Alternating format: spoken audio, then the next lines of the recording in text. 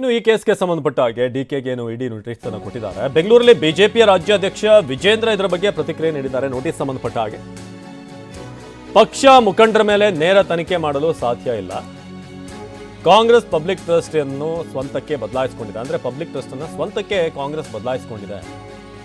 ಈ ಹಿನ್ನೆಲೆಯಲ್ಲಿ DCM ಡಿಕೆಗೆ notice ಅನ್ನು ನೀಡಲಾಗಿದೆ. ಇದನ್ನ ದೌರ್ಜನ್ಯ ಅಂತ ಡಿಕೆ ಹೇಳಿದ್ರೆ ಏನಂದ್ಕೊಳ್ಬೇಕು ಅಂದಿದ್ದಾರೆ. ಈ ದೇಶದಲ್ಲಿ ಒಂದು ನ್ಯಾಯಾಲಯದ ವ್ಯವಸ್ಥೆ ಇದೆ. ಕೇಂದ್ರದಲ್ಲಿ ಯಾವುದೇ ಸರ್ಕಾರ ಇದ್ರೂ ಕೂಡ ಯಾವುದೇ ಒಂದು ಪುರಾವೆ ಇಲ್ಲದೆ ಯಾರದೇ ಒಂದು ರಾಜಕೀಯ ಮುಖಂಡರ ಬಗ್ಗೆ ಮೇಲಾಗ್ಲಿ ಪಕ್ಷದ ಮೇಲಾಗ್ಲಿ ಈ ರೀತಿ ಇನ್ವೆಸ್ಟಿಗೇಷನ್ ಮಾಡೋದಕ್ಕೆ ಸಾಧ್ಯ ಇಲ್ಲ.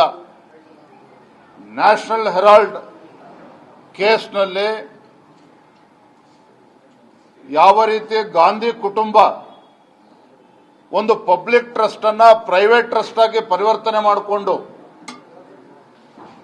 ಟ್ರಸ್ಟಿಗಳನ್ನ ಅದರಿಂದ ತೆಗೆದುಹಾಕಿ ಇವರಿಗೆ ಬೇಕಾದಂತ ವ್ಯಕ್ತಿಗಳನ್ನ ಟ್ರಸ್ಟ್ ಒಳಗೆ ಸೇರಿಸಿ ಆಸ್ತಿಯನ್ನು ಲಪಟಾಯಿಸಿರುವಂತದ್ದು ಇವತ್ತು ಬಹಿರಂಗವಾಗಿದೆ, ಜಗಜ್ಜಾಹೀರಾಗಿದೆ.